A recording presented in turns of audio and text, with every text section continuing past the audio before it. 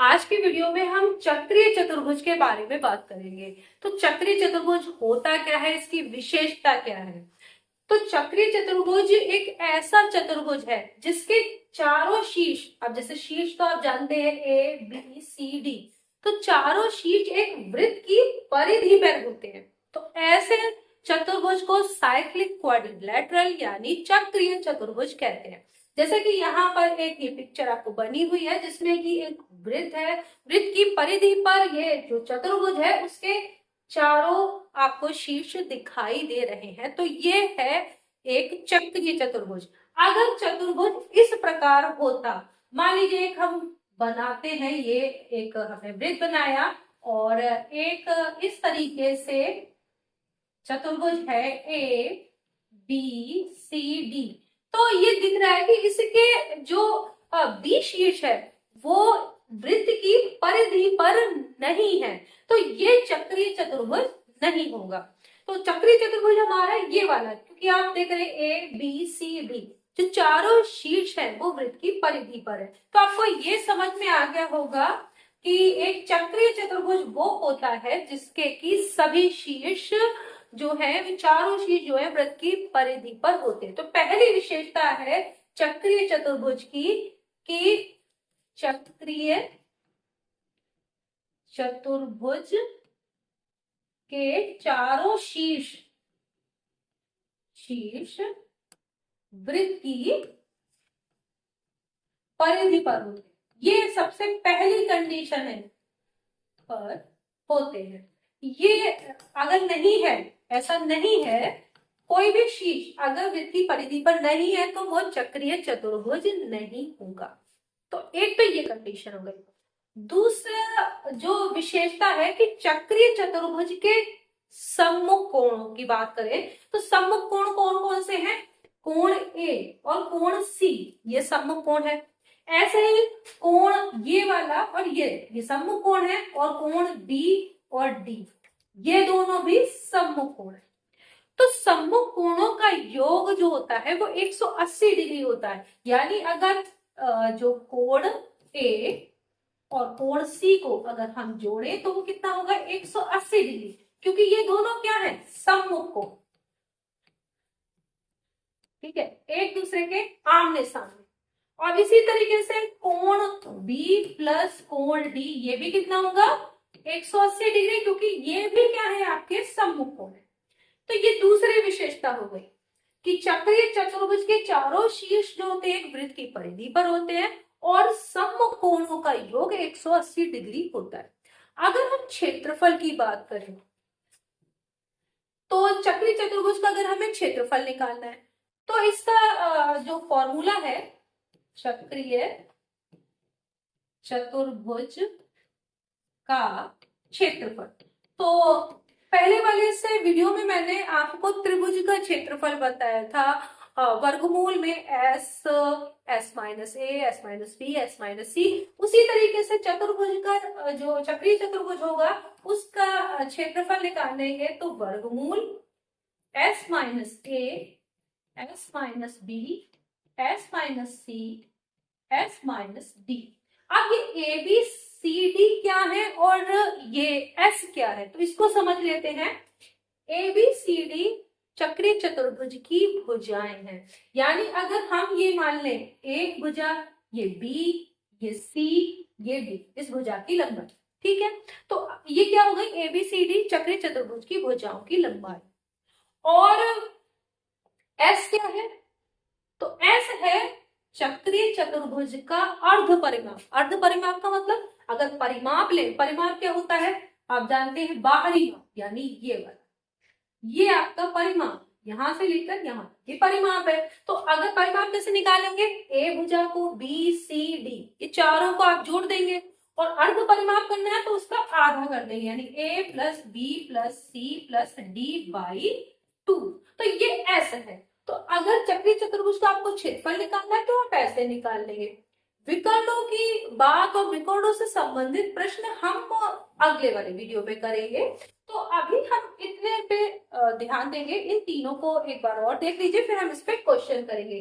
चक्रीय चतुर्भुज के चारों शीर्ष वृत्त की परिधि पर होते हैं और सम्मुख कोणों का योग 180 डिग्री होता है और चक्री चतुर्भुज का क्षेत्रफल आपको अगर निकालना है तो आप इस फॉर्मूले से सीधे निकाल सकते हैं। तो चलिए इस पर कुछ क्वेश्चंस कर लेते हैं। तो पहला क्वेश्चन करते हैं, एक चक्रीय चतुर्भुज ABCD में कोण A का मान 80 डिग्री है, तो कोण C का मान पूछा है। तो सबसे पहले तो आप किसी भी अगर रेखागण से संबंधित सवाल कर रहे हैं तो पिक्चर जरूर बना लीजिए, कैसे भी एक रफ पिक्चर बननी चाहिए, कोई ऐसा जरूरी नहीं है। अगर हमें एक चक्रीय चतुर्भुज बनाना है तो हम ऐसा ही चक्रीय चतुर्भुज एक बना लेंगे, इससे बहुत आइडिया लग जाता है आपको, क्वेश्चन करना आसान हो जाता है। ये एक आपका चक्रीय चतुर्भुज ABCD हो गया।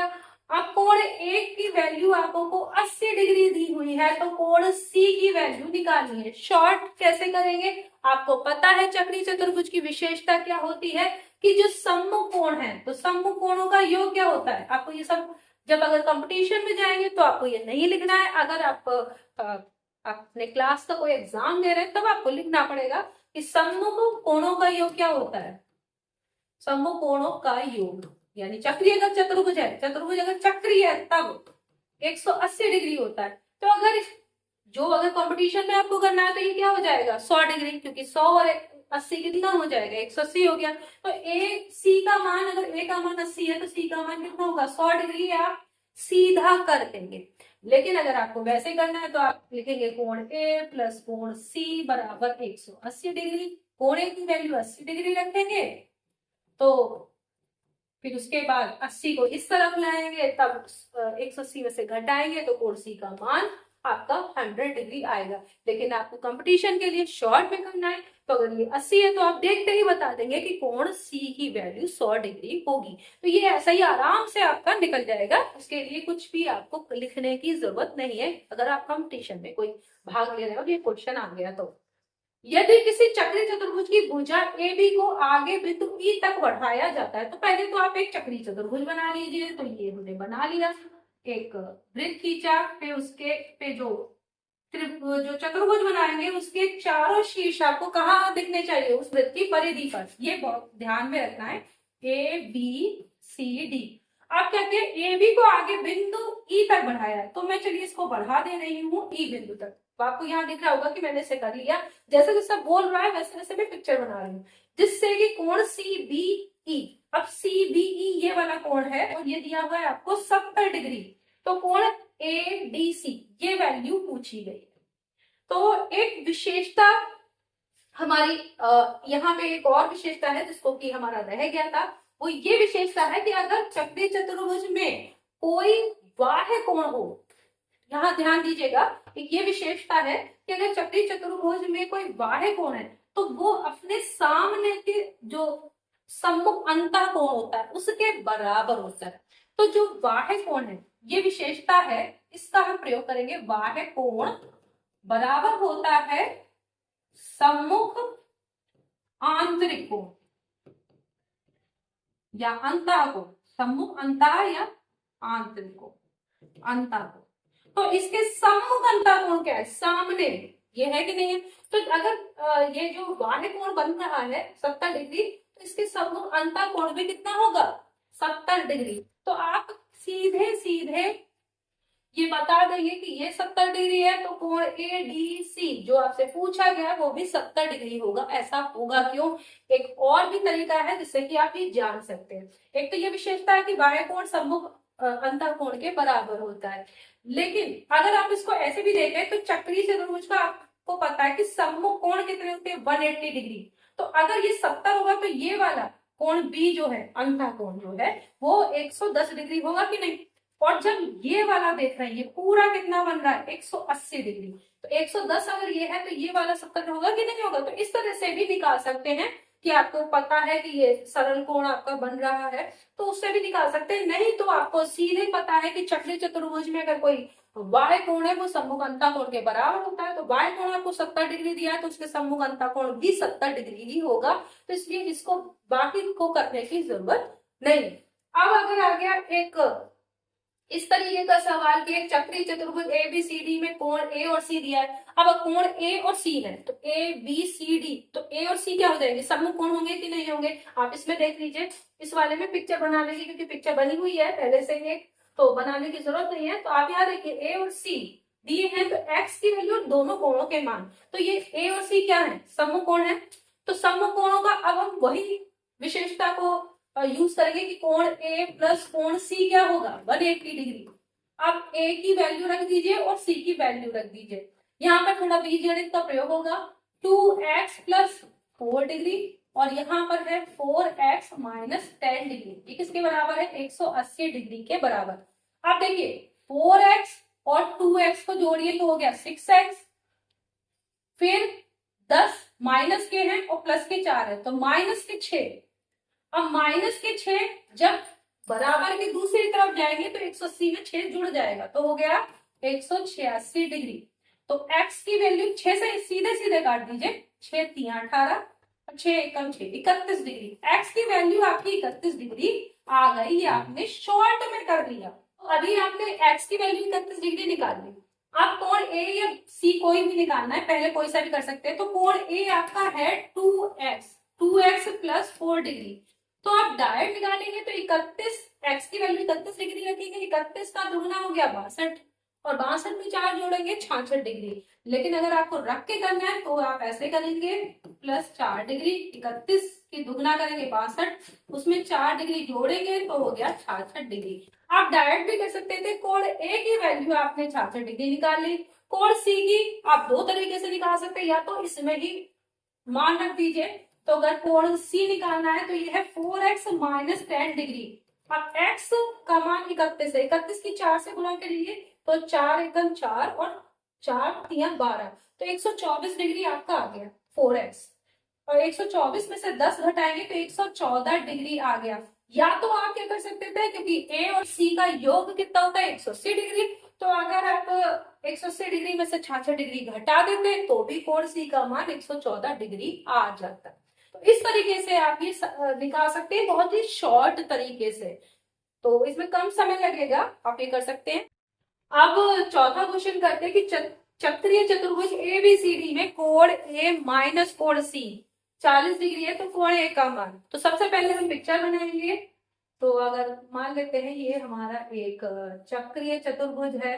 अगर चक्रीय चतुर्भुज है तो चारों शीर्ष क्या होंगे, वृत्त की परिधि पर। अब इसमें कोण A माइनस कोण C आपको दिया हुआ है, तो ये आपको डायरेक्ट शॉर्ट ट्रिक से कर सकते हैं, क्योंकि आप जानते कोण A और कोण C क्या है, सम्मुख कोण है। और सम्मुख कोण है तो कोण A प्लस कोण C का मान कितना होगा, 180 डिग्री, यानी दोनों का योग 180 डिग्री होगा।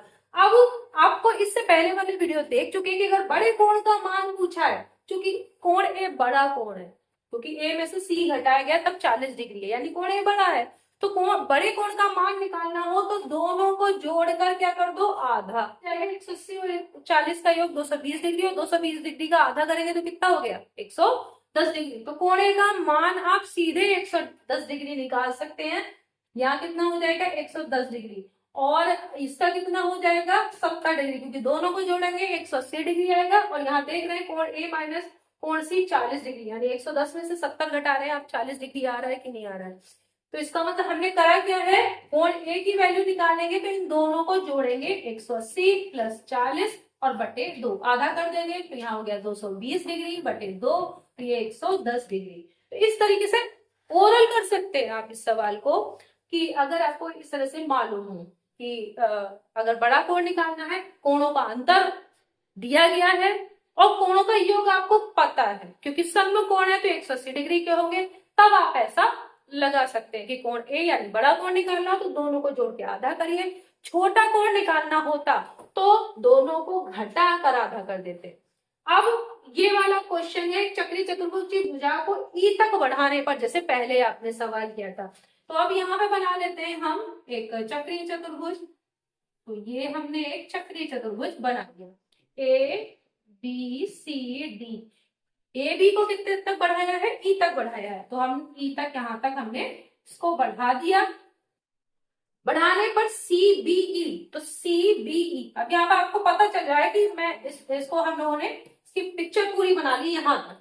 और कोण A D B, A D B, A D B कैसे बनेगा, ये ए डी और बी, ये कितना दिया है 50 डिग्री। आपसे पूछा है कोण बीडीसी, बीडीसी ये वाला कोण पूछा है। ये भी आपको लग रहा होगा कि बहुत कठिन है, ये ओरल है। क्यों? क्योंकि अभी मैंने आपको एक विशेषता बताई थी कि चक्रीय चतुर्भुज में बाह्य कोण सम्मुख अंतः कोण के बराबर होता है। यानी क्या बताया था मैंने, बाह्य कोण बराबर होता है सम्मुख अंतः कोण। तो अंतः कोण एक ये सी बी ई ये आपका बाह्य कोण है, और इसका सम्मुख अंतः कोण कौन सा है, सी डी ए, ये पूरा वाला ये कोण इसके सम्मुख है। तो ये 110 है, तो ये भी 110 होगा कि नहीं होगा?